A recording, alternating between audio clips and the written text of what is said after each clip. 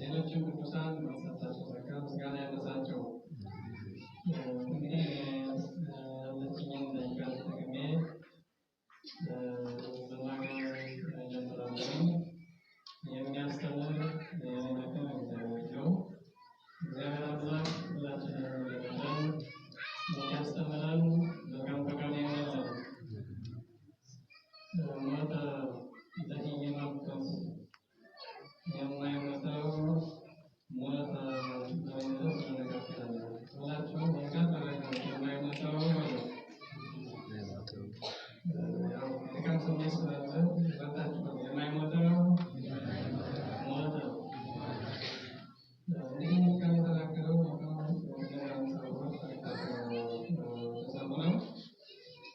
የማይሞተው ማን ነው? የማይሞተው ስለምን ሞተ? ለማን ሞተ? ለምን ሞት አስፈለገው? የሚለውን በቅደም ተከተል እናያለን።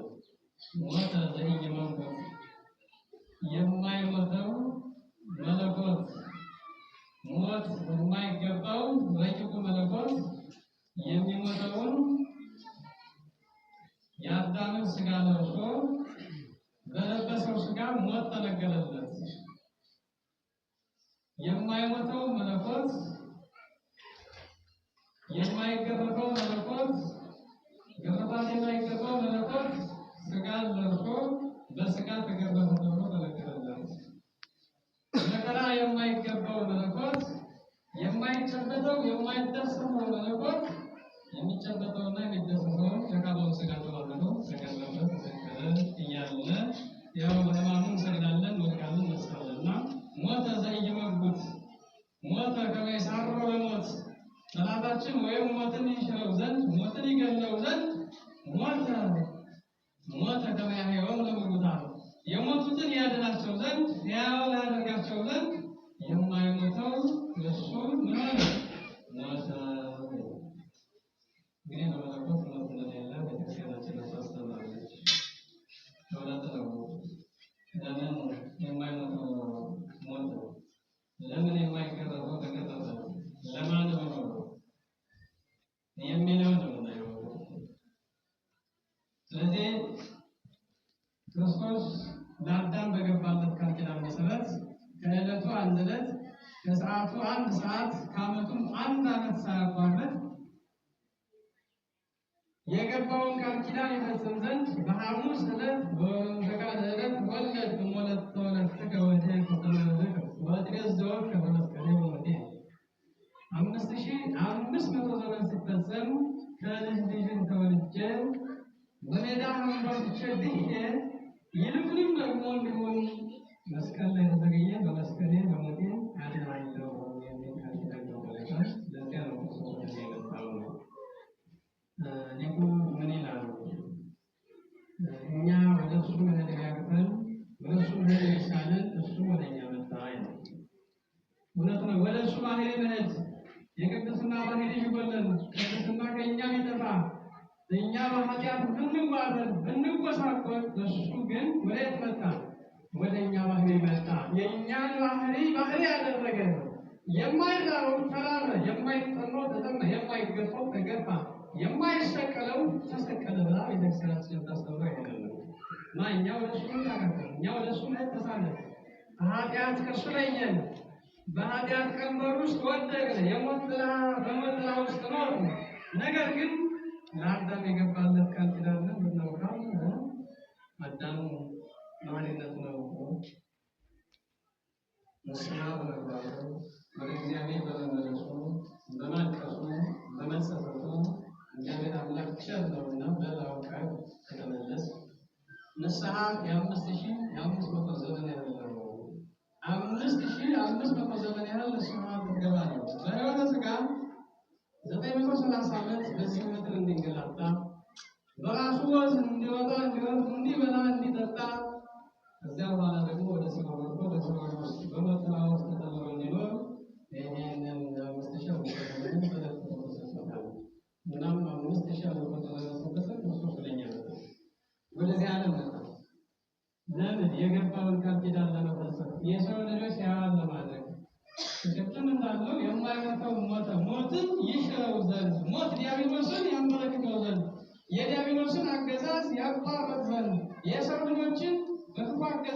ወድቀው የሚኖሩትን ለማዳን ክርስቶስ ወደ ዓለም መጣ። የማይሰበረው መለኮት የሚሰበረውን ሥጋ ተዋህዶ፣ የማይታመው መለኮት የሚታመውን ሥጋና ሥጋ ተዋህዶ። አባቶቻችን በትንቢት እንደተናገሩት ንጉሥ ኢሳይያስም ሞት ነሣደዌ ወዞረ ሕማመነ፣ እርሱ የእኛን ሕማም ተቀበለ ይላል። የእኛን ሕማም እኛ የምንታመመውን እኛ መታመም የሚገባንን የእኛን ሕማም እርሱ ተቀበለ። ወዞረ ሕማመነ፣ መከራችንን ሁሉ እርሱ ተቀበለ። በእንቲአነ ሐመ፣ ስለኛ ታመመ። ክርስቶስ ስለማን ታመመ? አቤት ስለኛ ተገረፈ፣ ስለኛ ተሰቀለ፣ ስለኛ ወደ መቃብር ወረደ። ባጭሩ ጊዜ ስለማይኖረን ጠቅላላ ብዬ ለማየት ፈልጌ ነው። ወደታች መጣ አያያዙ ጀምረን ብንመጣ ሰዓትና ጊዜ ስለማይበቃ ነው።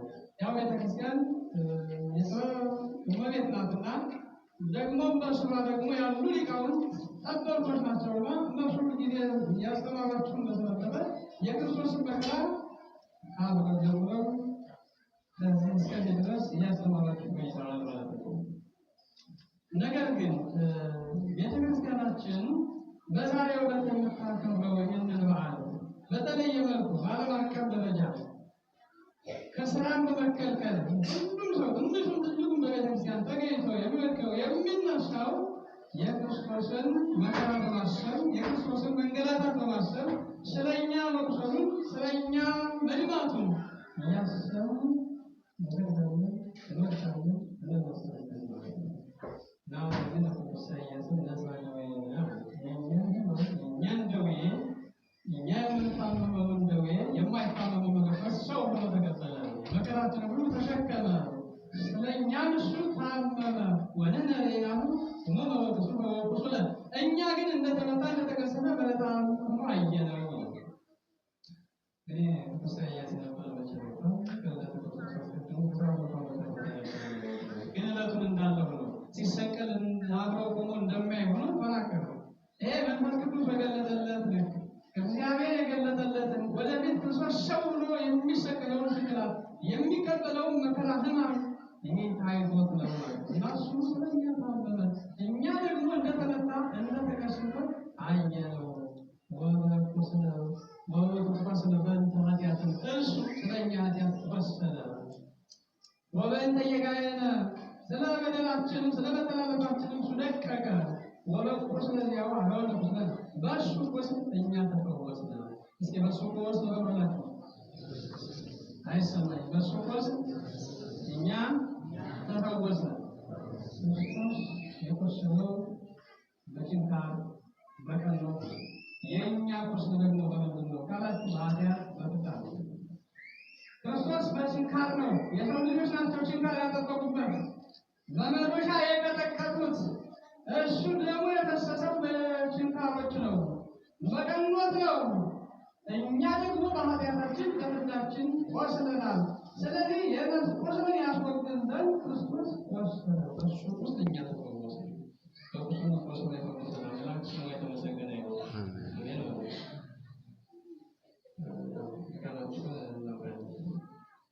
በዚህ ቀን ያልተከበረ ሰውና ክርስቲያን አይደለም። በዚህ ቀን መከራ ያልተቀበለ፣ በዚህ ቀን የክርስቶስን መከራ የማያስብ ሰው እሱ ክርስቲያን ነው ተብሎ አይታሰብም። ያው ቁጥሩም ከአይሁዳውያን ነው ሊሆን ይችላል። በዚህ ቀን የማይሰግድ፣ በዚህ ቀን የመጣው መከራ ሁሉ በተስፋ የማይቀበል፣ ምናልባት ውጭ ላይ ዝናቡ መጥቷችሁ ሊሆን ይችላል። ይሄን እንደ ሰማዕትነት እንዳትቆጥሩት። ይሄ በረከት ነው ሲሉ ነበር አባቶች የቀደሙ። ዝናቡ ሲወርድ በረከት ነው፣ ይሄ ማንነታችን ውጤት ነው እያሉ ሲናገሩ ደስ ይለኝ ነበር። እውነት ነው። እንደዚህ ጊዜ ያስተውላችሁ ከሆነ ጾመን ያለ ዝናብ የበረከት ምሳሌ እንደሆነ ድርቅ ነው የመርገም ምሳሌ ነው የተገለጸው በመጽሐፍ ቅዱስ እና ስለዚህ የበረከት ምሳሌ ነውና በውጭ ናችሁ ዝናቡ የመጣችሁ እንደ ጸበል እንደ በረከት እንድትቆጥሩት ነው፣ እንዳትሳቀቁ ነው። ወደፊት የተሻለ ትልቅ ቤተክርስቲያን ሰርታችሁ ሁላችሁንም የሚሰበስብ ሁላችንም የሚያስተጋባ እዚያ ውስጥ ናችሁ እንደምትጸልዩ እንደምትሸክሙ ተስፋ አለን። ስለዚህ የማይሞተው ሞተ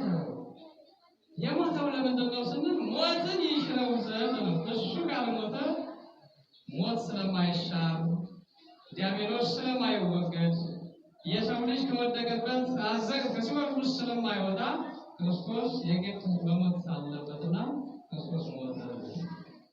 ያው የይሁዳ አማካኝነት የይሁዳ ሲያሽብሩ ደቀ መዝሙሩ አሳልፎ እንደሰጠው ሲጠበቅ ተሰማው የሰለጠነው ነው። ደቀ መዛሙርቱም ደግሞ እንዲሁ በስፍራው ሲማሩት ሲሰሙት ሲተረጎምላቸው ስለማሙ ስለመከራው ሲሰሙት የነበረውን ይህን የሰማን ነው ያለው። ስለዚህ የማይሞተው የሞተ እኛን ለማዳን ነው። ሙታንን ሕያዋን ለማድረግ ነው። ሞተ ከመ ያሕያው ለሙታን የሞቱትን ሙታንን በሲኦል ውስጥ የተከማቹትን 5500 ዘመን ከአቤል ጀምሮ እስከ ክርስቶስ ሞት ድረስ ወደ ሲኦል እየወረዱ ተከማቹ የነበሩትን ሕያዋን ለማድረግ ከሲኦል ባርነት ነፃ ለማውጣት የማይሞተው ምን ሆነ? ስለዚህ የማይሞተው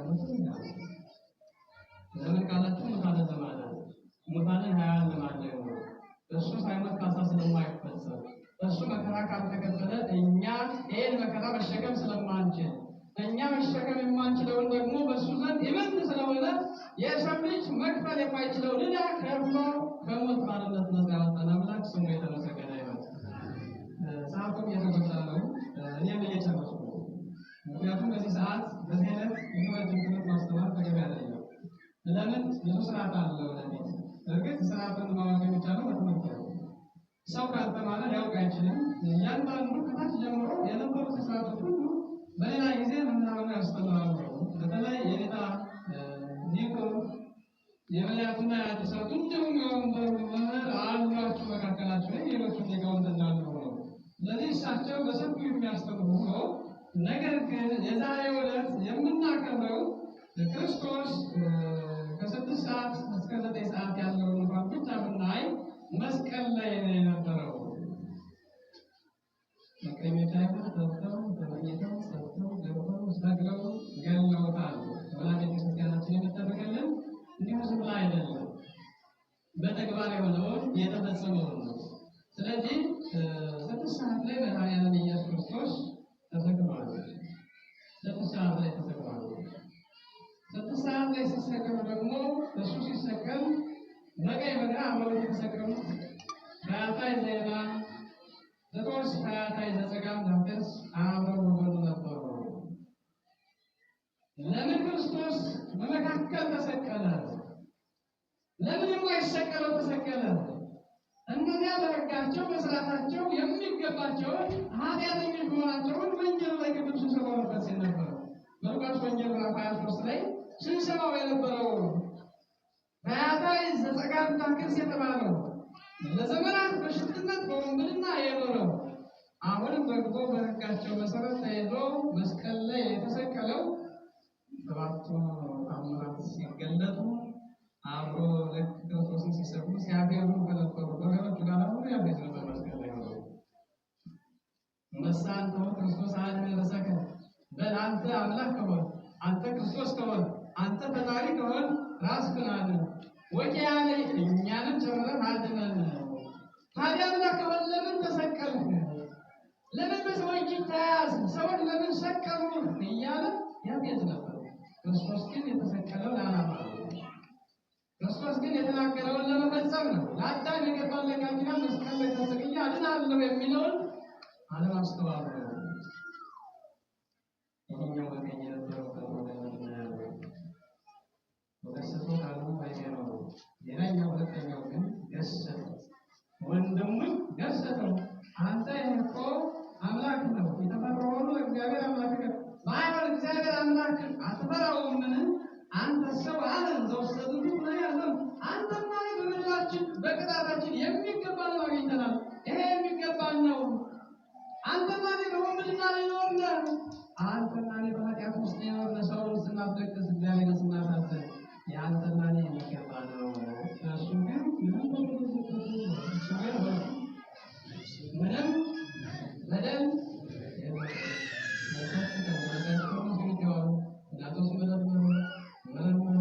ግን ለሞት የሚያበቃ አይደለም፣ ለስቅላት የሚያበቃ አይደለም፣ ለቅጣት የሚያበቃ በደል አላገኘበትም። አይ እኔ ሰው ልጅ ነው፣ ይሄ ሰው ምንም ነገር አላገኘሁበትም፣ እናንተ ዝም ብላችሁ